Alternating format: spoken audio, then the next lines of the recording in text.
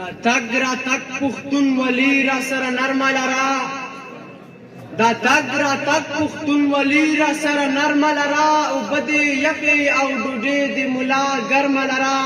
السلام علیکم ورحمت الله وبرکاتہ.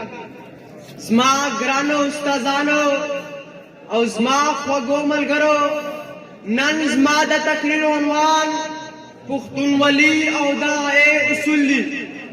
ملګرو، پښتونولي د پښتانو یو لرغونی او سپېڅلی دود دی چې د پښتانو ژوند، فکر او کړنې پکې څرګندېږي.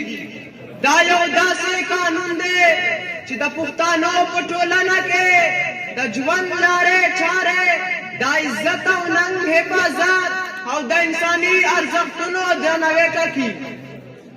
پښتونولي په دریو مهمو اصولو راغله: مېلمه پالنه، ننواتې او بدل. دا اصول د پښتنو د ژوند اساس دی چې دوی ته د نړۍ په ټولو انسانانو کې یو غوره او یو ځانګړی مقام ورکوي. چې شاهین یې په ختلو کې دمې کا، چې شاهین یې په ختلو کې دمې کا، پښتانه هلته حجرې لري جرګې کا. ګرانو ملګرو، په پښتونولۍ کې مېلمه یو ستر نعمت ګڼل کېږي. هر پښتون په خپله کورنۍ او کلي کې مېلمه ته د درناوي لوړه درجه ورکوي. که مېلمه دوست وي که دښمن، په پښتون کور کې یې د عزت او احترام یو غوره او یو لوړ مقام دی. توره لرم کور کې ټوپک هم لرم، توره لرم کور کې ټوپک هم لرم، خو زه پښتون یم همیش کار د جرګو اخیستی. ګرانه مشره، ننواتې د پښتونولۍ یو بل مهم اصول دی چې د بښنې او عذر غوښتنې مفهوم لري. که یو څوک تېروتنه وکړي او د بښنې لپاره چا دروازه وټکوي، هغه باید معاف شي. دا عمل د پښتون د زړه لویي، طاقت او کرامت څرګندوي.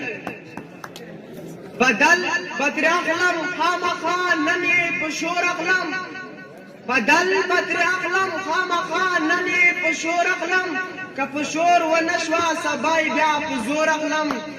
ګرانو ملګرو، بدل په پښتونولۍ کې د حق غوښتنې لپاره مهم دی. که څوک د یو پښتون عزت یا حق ته زیان ورسوي، هغه د خپل حق ترلاسه کولو لپاره مبارزه کوي. دا قانون، دا عدالت، دا د ظلم لپاره نه دی، بلکې دا قانون، دا عدالت، دا د حق غوښتنې لپاره دی.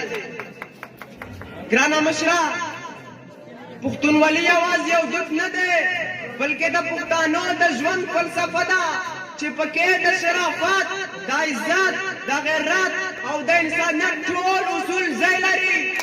پښتانه په خپل ژوند کې تل هڅه کوي چې د پښتونولۍ اصول پلي کړي. پښتونولي د پښتانو د ژوندانه یوه مهمه برخه ده. پښتونولي د پښتانو د کلتور، د پښتانو د روایاتو او د پښتانو د قومي پیژندنې برخه ده.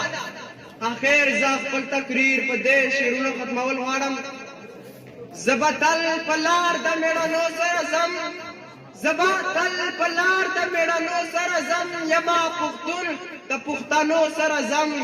وایي اغیار چې د دوزخ ژبه ده، وایي اغیار چې د دوزخ ژبه ده، زه به جنت ته د پښتو سره ځم. والسلام.